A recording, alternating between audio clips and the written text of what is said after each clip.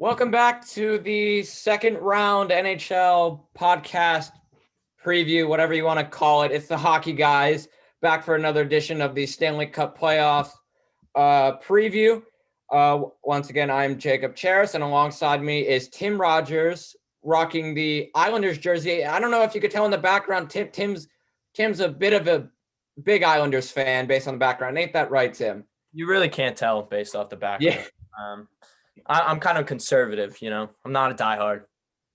Clearly. Barzell jersey on, the alternate edition. I really like this logo. So hey, maybe you know what? He still hasn't scored yet, so maybe they'll light a fire under him. We also have Chris Lemo, the casual spectator this year, because once again the Flyers didn't make the playoffs. Jordan Hessian unfortunately could not make it today with us. I don't know, Tim. I don't know. Were you gonna give him some heat for the Islanders losing? Maybe that's why he didn't want to show up. Definitely a little bit. You got to sprinkle it in a little bit, right? Exactly. So this podcast was delayed a bit because we agreed to wait till all the second round matchups were set, and finally yesterday they were set. But first, before we get into that team, what have you guys been your thoughts on the playoffs so far? What have you liked, disliked? Obviously, I guess I'll go first. I've disliked the Capitals being eliminated in 5 games. But other than that, I've loved the competition. I love the rivalries. Like the Battle of Florida was excellent. That was a really good series. Game 2 of the Penguins and Islanders series, that was incredible. And just a normal playoff hockey, and seeing fans back in the buildings, like Raleigh was going insane, Smashville, all those great fan bases. It's just so good to see. Yeah, I do have to agree with that I think the fans have been one of the things that I've been looking forward to the most, especially last year. I mean, it kind of felt, they really did try their best to make it normal inside the bubble. And, you got to applaud them for being able to pull that off last year. But the way, just the passion of the fans in places like Raleigh and Nashville, and those aren't, when you think of a hockey market, you wouldn't normally expect that, but those places were awesome. I mean, they were incredibly loud during the first series there. So I think that's something that I've really been looking to. And also the amount of overtime games we've had has just been absurd. I mean, there's nothing like playoff overtime hockey. I mean, literally, obviously the Flyers aren't in it, so now I could just kind of watch it and not have my heart rate going up. So lucky. Lucky in a sense, I guess. But, there's nothing like holding your breath every time the other team is skating down the ice in overtime, and you're like, oh my God, the game's over. So that's what I love, is the overtime hockey. And I think we've seen that the fans have really made an impact in most of these series. I mean, I was fortunate enough to go to Game 6 in Long Island, and they only allowed 9,000 fans. You couldn't tell. You couldn't tell it was 9,000. The way that crowd was going, getting in Jari's head, chanting some mean things to Sidney Crosby, you couldn't tell. But I really like how the refs are letting them play. The physicality is what's known for playoff hockey. For the most part, they're letting them play. And that's what you got to love about playoff hockey. You never know what can happen. And with that being said, how about that Toronto and Habs series? Oh, my God. Well, let's dive it. Well, first, talk about the fans. They just announced today that Penn State hockey and football and everything is back to 100% capacity. That's why I'm rocking the Penn State jersey. But other than that, let's just get right into it, because I'm still dissecting what happened to the Toronto Maple Leafs. I don't understand how you have a stranglehold on a barely above 500 team. You're up 3-1 in the series, and both of the clinching games went to overtime, and you still can't close it out. I don't normally we would have the answers. I don't know. I really don't know. You could point the finger at Austin Matthews only having 1 goal. You could point the finger at Mitch Marner having no goals, which is unacceptable. But there's definitely more to it. I think it's more of a mental game. I don't know what you guys would say. I'm muted, but yeah, they almost seem to lack that killer instinct to put games away and put series away. And that's something that's really hard to kind of, I guess, instill in your players. I mean, you see that in a lot of teams that across sports that really struggle historically in the playoffs. And they definitely, I'm not sure what it is about them that they don't seem to have that urgency to be able to kind of put their foot down and put series away. I'm not sure where they go from here, quite honestly, because I mean, on paper, they're a better team than Montreal. I mean, even though they won the series, Montreal on paper, Toronto is the more talented team. But in the regular season, yes, in the regular season, talent alone is enough to win you games. But in the playoffs, it's not. And this is just another case of it. We see this all the time that in the playoffs, it is not a guarantee that the more talented team on paper wins the series. And unfortunately for Toronto, I mean, they're kind of going to have to go back to the drawing board and evaluate. I mean, I really thought that they did a good job of bringing in guys like Wayne Simmons over the summer to kind of, help bring this team a little bit of grit, I guess, which I think that they lacked in the past. So I thought that was the one missing ingredient, but now it's back to the drawing board again. Yeah, I mean, it was the superstars that really didn't show up. I mean, give all credit to William Nylander. He seemed like the only guy that was playing, especially in that game 7, because I didn't see anybody play in that game 7. But it's one of those things that you just don't know what to do. Like Jacob pointed out, Marner didn't perform at all. He took way too many penalties, by the way, a lot of over the glass penalties, which is the only penalties he's taking in the playoffs, which is not good. And then you have Matthews with that Rocket Richard winner. He can't really get you going. And I'm not making excuses for the Leafs at all, but maybe that Tavares injury really took them out, took the wind out of their sails, because it didn't look like they had that leadership. And then losing Jake Muzzin as well.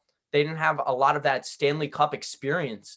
And you could really tell it showed. And, obviously they're better on paper than the Canadiens. They're better on paper than most of the teams in the league. They should be competing with the Colorado Avalanche, with those teams for that Stanley Cup.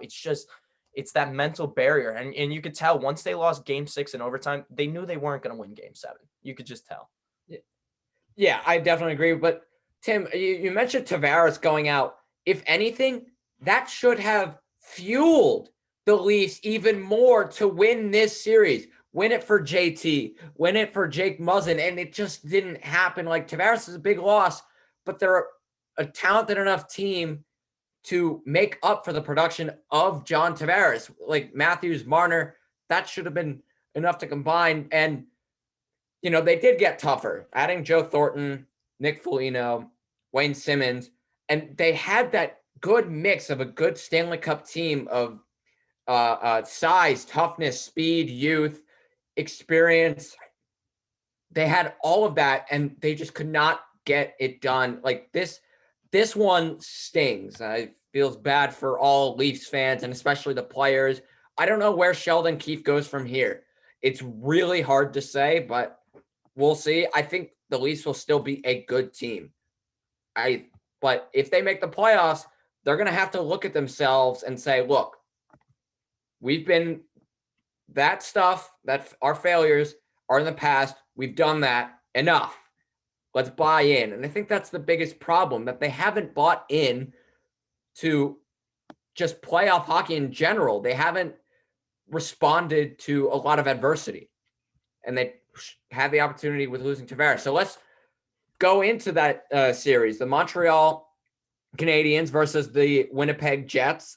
Carey Price was terrific all throughout the series against Toronto. I was not expecting that because he did not have a very good regular season. Connor Hellebuck has also been very good. The Jets are coming off of a sweep of Connor McDavid and the Edmonton Oilers. I don't know why superstars of each team that is out right now just have not shown up. I don't know why. McDavid, Matthews, Ovechkin, Crosby, they just have not shown up. So I want to get your thoughts, guys, on this series. I think Montreal is probably the favorites here because of that momentum that they're heading into. Yeah, they're riding a lot of momentum. And, I do think, as much as everybody's been talking about the Leafs, I do think that some credit does need to be given to Carey Price because obviously he didn't have the greatest regular season, but he gets inside your head in the playoffs. Like when you see him get rolling, and I saw this last year in the Flyers series, when you see him get rolling, it's like, uh-oh, like how do we beat this guy? And you almost try and overthink things instead of just kind of getting pucks on net. You're gripping the stick so hard, you're trying to kind of, I guess, find different ways to beat him, and you're just overthinking it.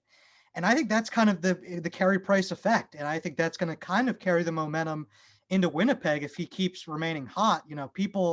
The players are kind of going to think, wow, they just did this to Toronto. What about us? And, the doubts start creeping in. Now, Winnipeg, I actually think, does probably go in as the favorite. I know that might be surprising, but I think it goes to 6 or 7 games and Winnipeg wins this one.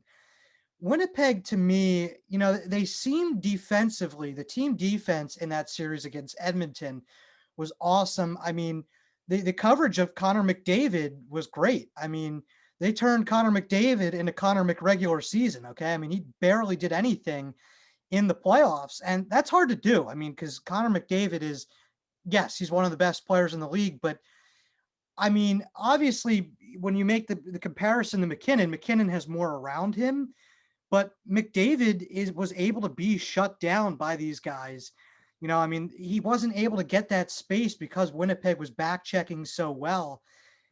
Winnipeg has a better team defense, I think, than Toronto. So Montreal is going to struggle a bit in this one.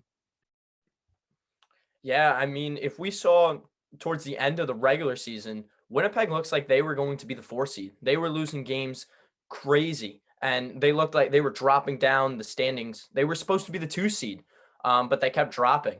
And for them to come out into Edmonton and dominate the way they did was very special. I really like the way that Kyle Connor played. You could tell he was in his game. Connor Hellebuck, another guy that when he's on his game, it's very hard to get him off it. And, teams love to doubt them right now. And as you can see, it's working very well for them. But I'm going to give it to the Habs in 7 here. The way that they are coming in, the pressure that they brought to the Toronto Maple Leafs, they were in their face 24/7. They stuck to their game plan. They never changed their game plan. But they knew that if they were going to keep hitting them and tire out the Leafs, they would win. And that's what they did. Carey Price, again, deserves all the credit. He played fantastic. And how about the youth, Jesper Kotkaniemi, and then Cole Caulfield coming in, playing huge roles for the Habs in that series. And I think with that high-powered offense that we saw the Habs have towards the end of the Toronto series, I think that's just going to be too much for Winnipeg. I think this is going to be close. I think it could go a toss-up. I think it could go either way, but give me the Habs in 7. Yeah, I could really see this series going either way. I think Montreal has gotten more production out of their players compared to Winnipeg. I mean, that could be because, the Jets only played 4 games and the Canadiens played 7. Kyle Connor, like you mentioned, he has 2 goals right now. He was terrific. Ehlers is back from his regular season and injury. He has 2 goals right now. Scheifele, Wheeler, Stastny, they have the pieces to, I think if any team can beat the Habs, it's going to be the Winnipeg Jets. I think so, but I like the way that Montreal has played. They're playing fast. They're playing strong. They're capitalizing on turnovers. They're playing very good on transition. And I think that's something that Paul Maurice and the coaching staff of the Jets really need to focus on in this series. So I think that I'm going to take the Habs in 7 just because of the fact that they've gotten more production throughout their lineup. I think that maybe changes with this series. Like I want to see guys like Matthew Perreault step it up a bit. I mean, Wheeler has 2 goals, 5 points. I think he can raise his game to another level. Pierre-Luc Dubois still has not scored. He has gotten 2 points. But yeah, the Habs, even with Eric Gustafsson on defense, And maybe that was the answer because once they put him in, they were undefeated. Chris is shaking his head going, oh. I would love nothing more than for Winnipeg to absolutely torch this man. For the amount of pain he made me put up with, I cannot believe that they were undefeated with him in the lineup. Just unreal. No, but you are right about Pierre-Luc Dubois. I think he's kind of the one name that I'm looking for Winnipeg that he's got to get going because, I mean, the rest of the guys have pretty good series, actually, if you look offensively. I mean, especially they only played 4 games, but I think Dubois was battling a bit of the injury bug there. Now that they've had a lot of time off, I mean, he definitely has to step up. I mean, he was the big acquisition this year for them with Laine going to Columbus. So for me, it's kind of do or die time in this series for him. And for Montreal, I would like to see Tyler Toffoli keep it going. He only had 2 goals, but he got him in the last 2 games, and one was an empty netter. So in the regular season, he had, I believe, 26 goals, was fantastic for the Canadiens. If they really want to win this series, he's going to have to step it up. Maybe do it on the power play, 5-on-5. It doesn't matter. He's got to be their real, true goal scorer that he was in the regular season.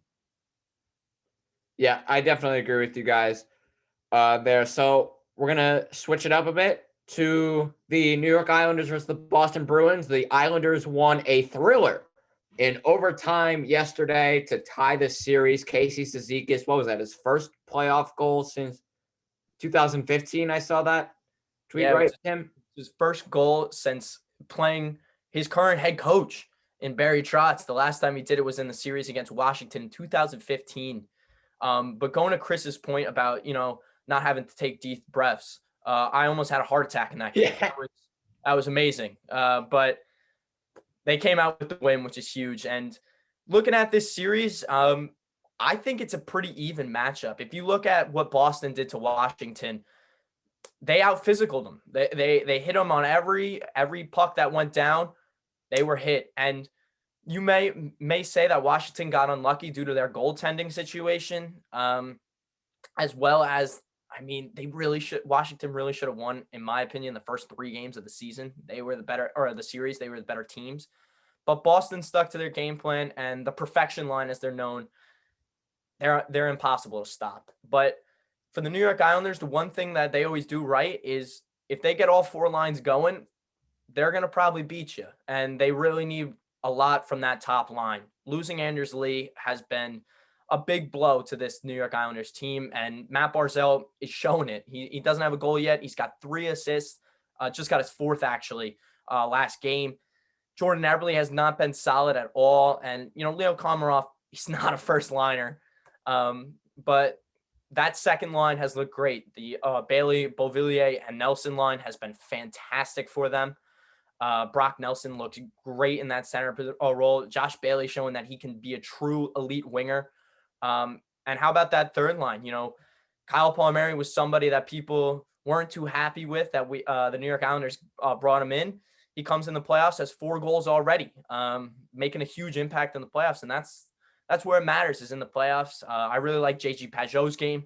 He can be on the penalty kill, power play, face-off circle. He's fantastic. The Islanders did just lose Oliver Wahlstrom in the Pittsburgh series, and he looked great. But Travis Zajac has done a solid job filling in. Give me the Islanders in 6 here. Call me biased, but I really think the New York Islanders, especially coming home to that Nassau Coliseum crowd, packed with 12,000 fans. Oh, good luck, Boston. Good luck. Yeah, Boston, again, it's all about the perfection line for me, really. I mean, they've scored, I believe, over half of the goals so far. Sorry to cut you off. 23 points combined between all 3, Pasternak, Bergeron, and Marchand. Yeah, I mean, it's for me, really, the rest of that team, I mean, they're good, but they're very beatable. I mean, outside of the perfection line. Now, the perfection line is the perfection line. It's nearly impossible to shut down. If you can keep pace with them, or at least keep them from taking over long stretches of games, they're a beatable team. Now, the other issue is the goaltending there. They have a great goalie. I mean, as we have seen in the past, that could also give the Islanders fits. I mean, so far, especially game 2, they were able to overcome that. I do think this is going to be a big goaltending matchup here.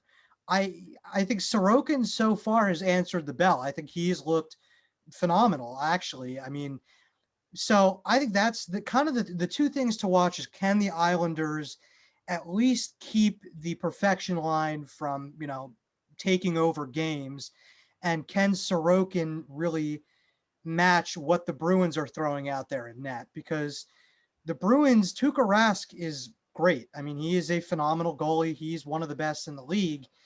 So for me, I think if Sorokin can at least match him, he doesn't have to outplay him the entire series, but match him, then they will have a good chance at winning this series. I like the Islanders in 7 here, I think, because I believe that they do have more depth than the Bruins. And again, depth is something that I kind of look at. Maybe they definitely don't have the first line that can go toe-to-toe with the perfection line. But if you can somehow neutralize to an extent that perfection line, lines 2 through 4 for the Islanders are better in my mind. Yeah, I'm actually going to disagree with you. I actually have Boston winning this series because the perfection line has not been contained yet. And I also have a huge question about the Islanders' goaltending. I was kind of surprised to see Barry Trotz go with the other Russian left-handed catcher goaltender, Semyon Varlamov, because he was not that great down the stretch. And in a couple of games against Pittsburgh, and Sorokin answered that bell. And the Penguins kind of gave them that series because of the incident with Jari and in Game 5, and Josh Bale was able to capitalize on that. Granted, maybe the Islanders would have scored, but the Penguins didn't really have an answer to that. Beauvillier has been terrific, but Boston has been getting more production from their second line, Taylor Hall and David Krejci. They also have, I think, good depth. The Islanders' depth might be a little bit better, but goaltending can make or break a series. Tuukka Rask, Bruce Cassidy revealed today that he is playing through an injury, but Tuukka Rask has been excellent so far these playoffs. And I think another voice of concern for the Islanders is their penalty kill. Looking at it right now, the Bruins have the 3rd best penalty kill right now among the playoff teams, and the Islanders have the 14th worst penalty kill. I'm sorry, the Bruins have the 3rd best power play, and the Islanders have the 14th worst penalty kill. So I think that's something that's a concern. But Barry Trotz normally does a pretty good job of disciplining his teams. Well, the big reason that Varlamov came in was strictly because of his record against Boston. In the regular season, he was 5-1, had less than a 2 goals against average. His save percentage was fantastic. I think that was a huge reason going into that decision, and he looked very good in Game 2. I was not surprised. I mean, although Sorokin definitely earned that starting job in the Pittsburgh series, he definitely stole a couple games for the Islanders, but I think when you look at this, the Islanders have 2 very solid goaltenders. The Vezina list came out. I would tell you that Varlamov's probably top 5. He didn't make top 3. He was probably top 5 in the voting. But if Varley doesn't step up, Ilya Sorokin can come in and answer the bell. If Sorokin doesn't step up, Varlamov can. So I really think that the Islanders will be okay in that situation. And something surprising is the New York Islanders power play's been going. In every game against Boston, they scored at least 1 power play goal. In Game 1, they were 1 for 2. In Game 3, they were 2 for 3. So if they're able to keep, going toe-to-toe with that Boston power play, it's basically Boston's power play is basically the perfection line plus Taylor Hall or David Krejci. It's going to be hard to stop. But if the Islanders are able to throw the punches with them, I think they're going to be able to weather the storm and take the series. I think there are big question marks more defensively, which is something you don't really hear about, a Barry Trotz team. But Ryan Pulock and Adam Pelech have been great and were great in the Pittsburgh series. However, they've been getting hit after every play in the Boston series. Boston's just trying to get in their head. Boston has the perfect game plan. So you're going to have to look at the other guys for the Islanders to probably step up in Scott Mayfield and Nick Leddy. And Nick Leddy has not had a good series and didn't have a good one in Pittsburgh. He has that Stanley Cup caliber. The Islanders need to see it. But I really think that the Islanders can minimize those top two lines. If Taylor Hall gets going, then maybe that's Boston that's going to take it. But I think the Islanders can minimize it. I do want to comment something that you said about the defense there for the Islanders. I am mildly surprised, and this is kind of going on all year. Last year, the Islanders, I thought, were great in terms of keeping everybody to the perimeter and really limiting scoring chances and shots on net in general. This year, they didn't really do that as well. They still haven't in the playoffs. They're actually third right now in shots against per game. So that is something that I would like to see them get better with. I mean, and last year I thought under Barry Trotz, again, like I said, they did phenomenal. It was nearly impossible to get any, high leverage, high danger shots from the slot against them. They've kind of given those up at a bigger rate. I do think that since that's going on all season, I don't know that they'll be able to trim that down. I think that's more of a second and third pairing issue. I do like Pelech and Pulock a lot on the top pairing there for defense. So that'll be something going forward as well is can they kind of limit Boston to the perimeter there in the offensive zone? Yeah, I definitely agree. But I think the question for the Islanders, if the Islanders are going to have a chance, Barzal has to get going. He has to score a goal. Your stars need to shine. We didn't see that with Toronto. We didn't see that with Pittsburgh. We didn't see that with Washington. We definitely didn't see that with Edmonton. Barzal is their star. He's their best player. He needs to score. As well as Beauvillier, the Nelsons, the Everleys are doing well, you still need your best player to score. And speaking of best players and star players scoring goals, we're going to talk now about the Colorado Avalanche and the Vegas Golden Knights. First of all, Nathan MacKinnon is playing out of this world. He's on Video Game World. It's undebatable. He's the best player in the National Hockey League right now since the start of the playoffs. And Cale Makar, probably the best defenseman right now since the start of the playoffs. Maybe a little out of control, but I don't know. This team is so fun. They're so good to watch, and they destroyed a already very good and talented Vegas team. What was it, 7-1? Is this the President's Trophy team that's going to break the so-called President's Trophy curse? Tim, you could go ahead. Yeah. I mean, you want to talk about a perfection line? How about their top line?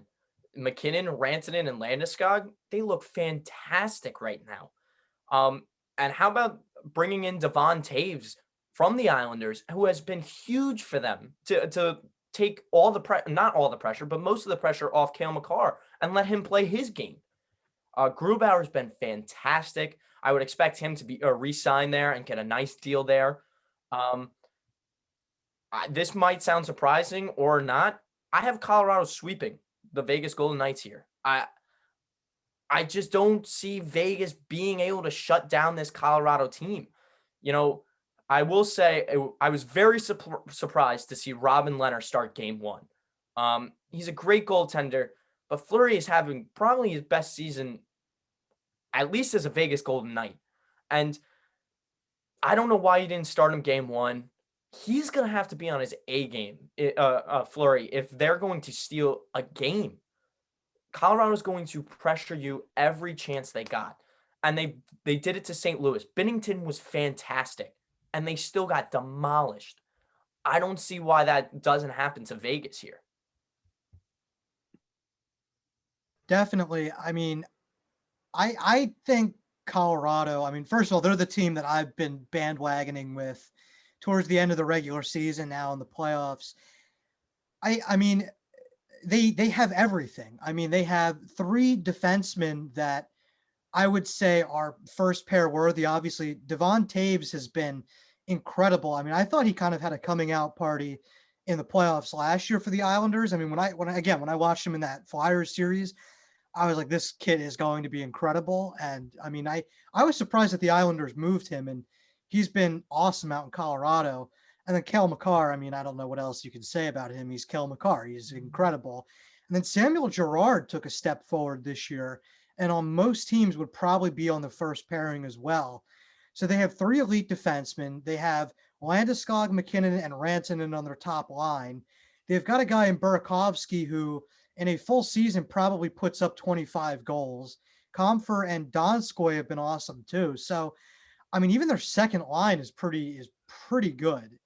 I don't see how a lot of teams are going to be able to beat them. I mean, in my mind, they've done nothing to show me that they shouldn't be favored in this series and that they shouldn't be favored in every series going forward. I mean, I know the Kadri hit was terrible, and I mean, he definitely deserves to be suspended.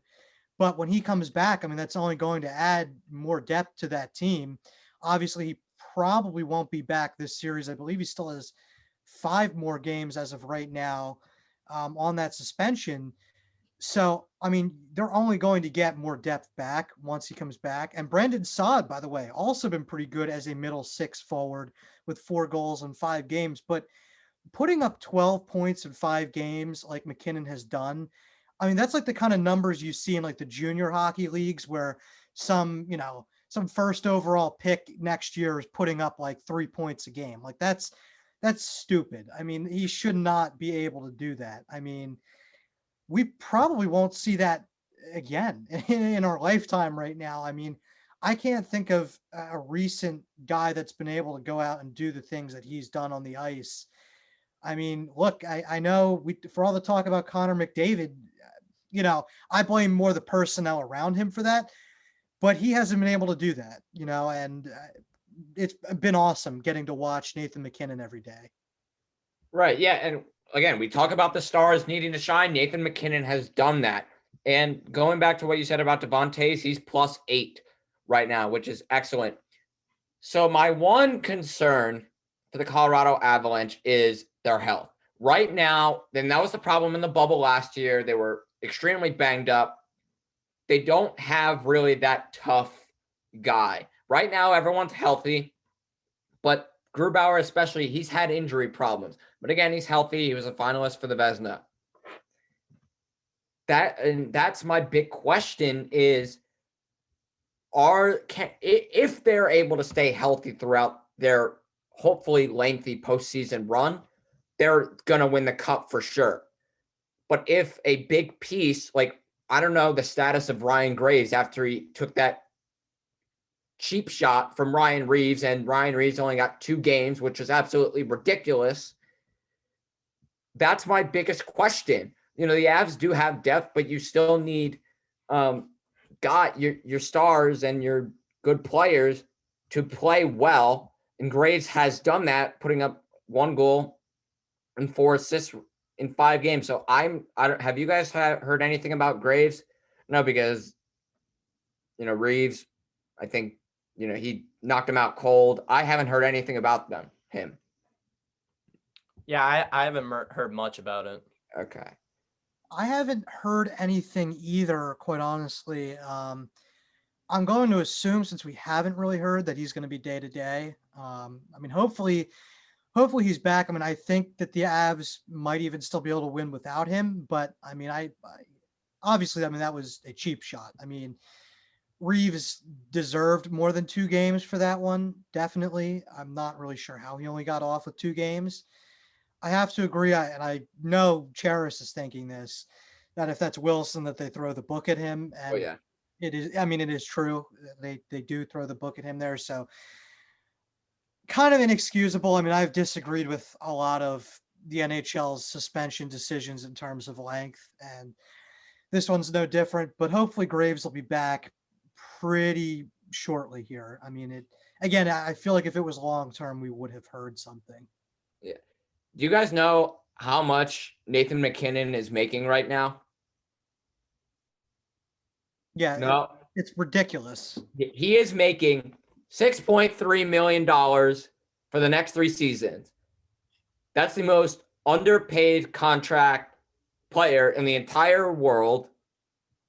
And and Cale Makar is a restricted free agent at the end of the year. He's getting an 8x9 and well-deserved for sure. I don't know what Landeskog is a free agent at the UFA at the end of the year, but that's a topic for another time.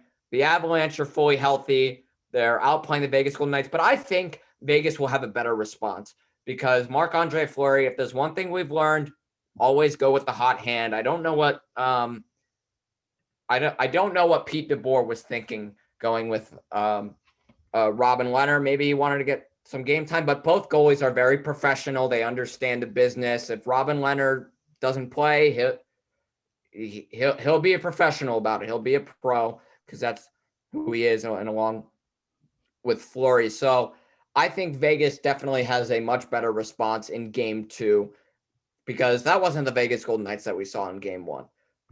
Absolutely not. And they're still a very good team. William Karlsson, Jonathan Marchessault has been great. Mark Stone is becoming an elite two-way forward. If he isn't already, I think he is and has always been throughout his career. Pacioretty's back, and that's been huge. And we'll just have to see. I think I'll probably take Colorado in 6. I think Vegas steals a game or 2. I will chime in here. I do have to say that if there's one guy, well, actually, there's a couple guys for Vegas that need to step up. Defensively, I think it's Pietrangelo. I haven't been all impressed with him the entire season, really, and then into the playoffs at all. I mean, it's just, I don't know. I mean, in my mind, I actually think that they have a better defender on that team. Well, possibly in Shea Theodore, although he also hasn't been putting up big offensive numbers at least. And then Jonathan Marchessault is another one that I want to see put some points on the board. Only a goal and an assist in 8 games so far. I mean, the rest of the guys like Matthias Janmark and Mark Stone have actually been producing, but yeah, those are a couple guys that I think need to step up for Vegas if they're going to make this a series. I think also too for Vegas, they're going to need to look at like Alex Tuch and Riley Smith. You know, those guys were huge factors for them when they went to the Cup in 2018. So they're going to have to step up again. Riley Smith only has 3 points, I believe. Alex Tuch does have 5. He's been playing pretty solid for the Vegas Golden Knights. But you need to rely on your big guns. Obviously, Mark Stone. But Mark Stone's playing great. I don't think he really needs to extend to that next level because he's already there. But I think Alec Martinez is another one. You know, that guy, he's got some serious Cup experience. He won the Cup for the Kings in 2014, I believe, when they versed the Rangers. He got that overtime winner. He's going to have to step up. If Pietrangelo and Shea Theodore aren't, he's got to know when to step up. I think, again, Fleury is fantastic. He'll do everything he can, but I just think Colorado's too much for him. So something that Chris said already, they don't even have Kadri, and they're doing this. Once they get Kadri,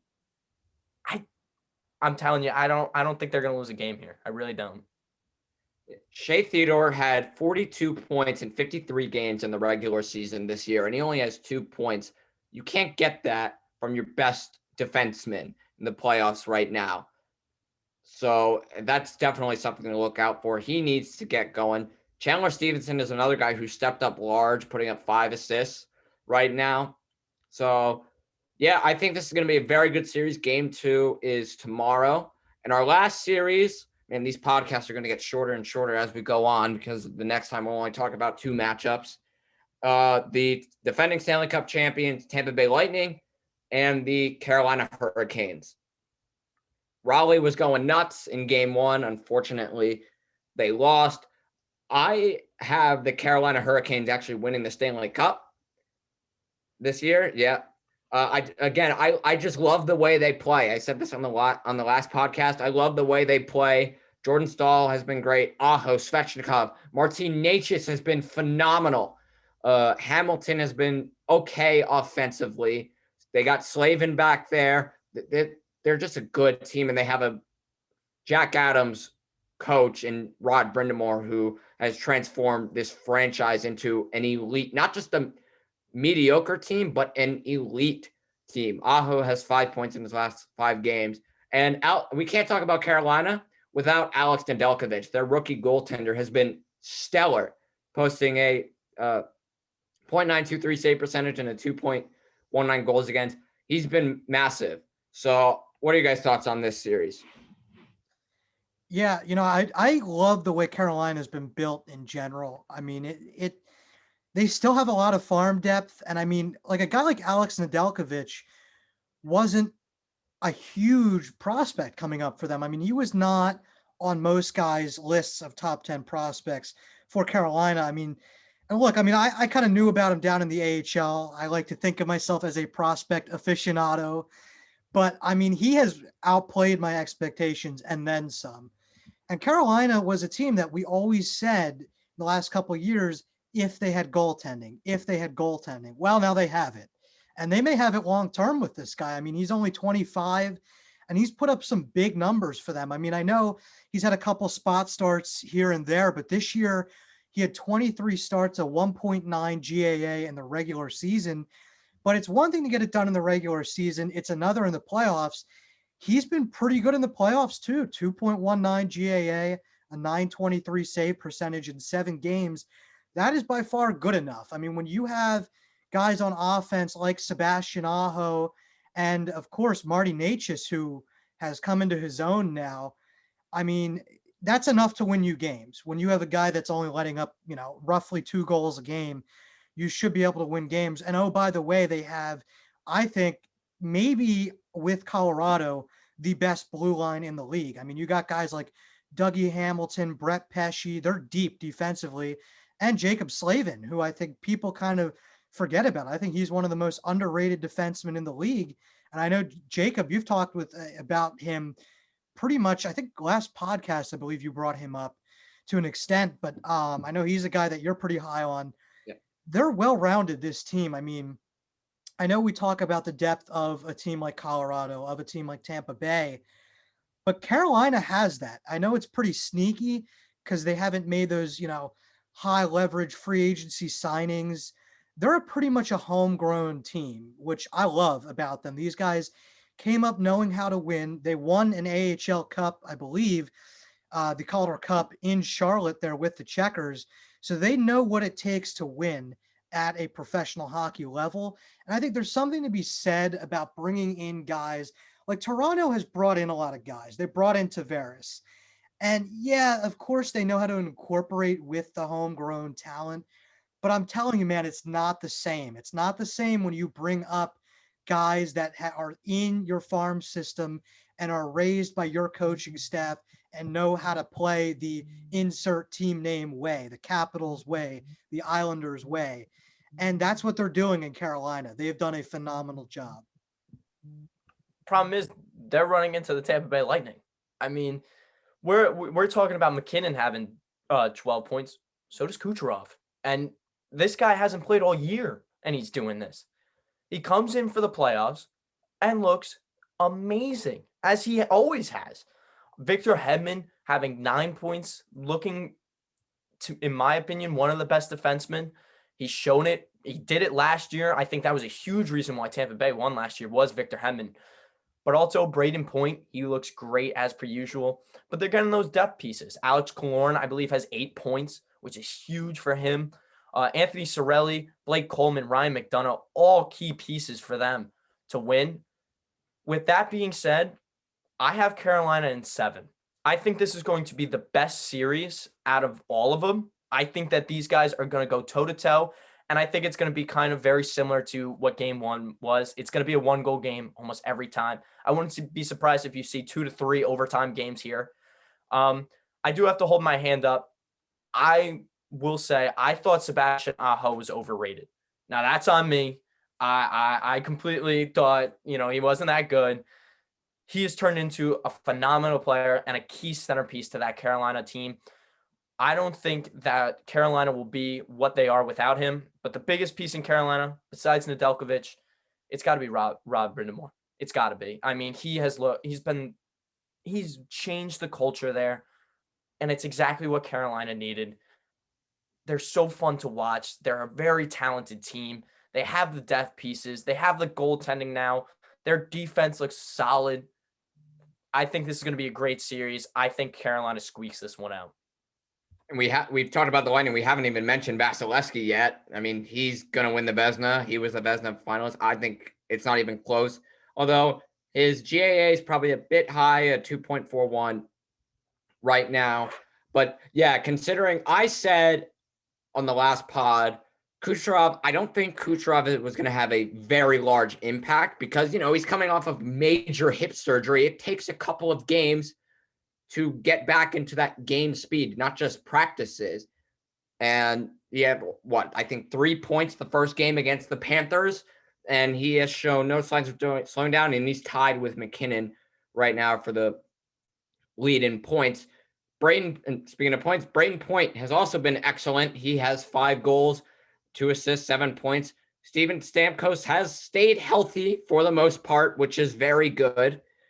So yeah, they're a very good team. But yeah, I think with the right Carolina plays, and Jordan Staal has been phenomenal, and they're young, they're fast.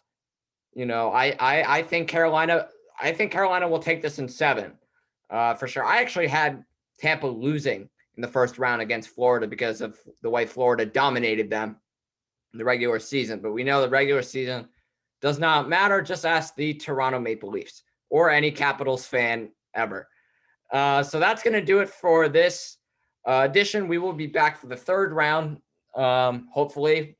And, this podcast would have been released earlier if the Toronto Maple Leafs decided just to win Game 5 and help out my bracket.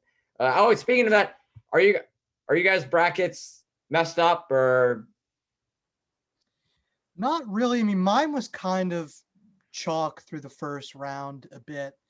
I mean, I do have to say, I think I had Edmonton winning that series, which wasn't even close. But other than that, I mean, I didn't have Winnipeg going far, so it didn't ruin anything. My bracket's not too bad. I do have the Islanders winning the Stanley Cup. So far that's looking pretty solid as of right now. But I will say I got the entire Canadian division wrong, as did basically everybody. And I also, like you, Charis, I did have Florida winning that series. And I got to be honest, I think they should have if they, played a little bit better. But anyways, it's not too bad. Not too bad. I mean, if the Canadian division played any defense during the regular season, maybe we would have had an idea of what it would have looked like. But yeah. Or if they played real teams, not the weakest division in hockey. Hot take, apparently. Hot take. Just ask any Leaf fan. Exactly. Oh, man. All right, so go ahead. I was going to say, Tim, since he was at the Islanders game, I do want to get a quick thought. Are you mad that they're going to be moving out of the Coliseum? Because that place is stupidly loud. Yes and no. Obviously, I'm going to miss the Coliseum. That stadium is built for hockey. The ceiling's low. The crowd energy is amazing. And there's no bad seat in the house. It's fantastic. That old barn, it's still got some stories to tell. So hopefully we'll keep it going. But I really like the way that UBS Arena is looking. It's very different than the Barclays Center because it's actually built for hockey, which is going to be nice. Maybe they'll bring the car still from the Barclays Center to the UBS Arena. Who knows? But they should put the Jumbotron over the blue line just in memory of Barclays Center. There you go. That's the one thing that always stood out. I think with this stadium being built for hockey, I think it's still going to be a really good atmosphere. Yeah, 100%. But again, there's nothing like the Coliseum. I've been at the Coliseum twice, and both times the Islanders got shut out. That's when they were bad. So Tim's like, what? All right, so that's going to do it. Stay tuned for more. We will be back for the 3rd round. Hopefully teams won't, choke leads, and we won't have to delay this. So for Tim Rogers and Chris Lemo, I'm Jacob Charis, and thank you for listening. Thank you for watching this edition of Penn State Sports Night. If you're a fan of our content, please be sure to subscribe to our YouTube channel for more clips. Also, follow us on Twitter at PSSN TV and on Instagram at PSU Sports Night to keep up with all the action. For all my colleagues, we are Penn State Sports Night.